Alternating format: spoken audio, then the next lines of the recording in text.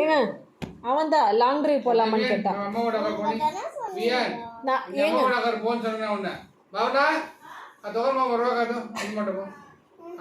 அவன் தான் இங்க பாருங்க சும்மா சியா உட்காந்துருக்கு.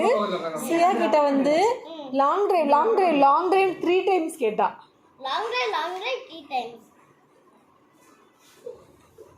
லாங் டிரைவ் போலாமா?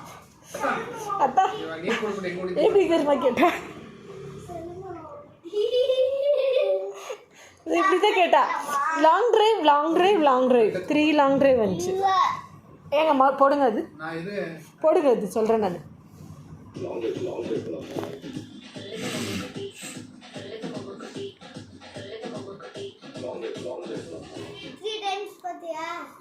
இப்போ பார்த்தீங்களாங்க?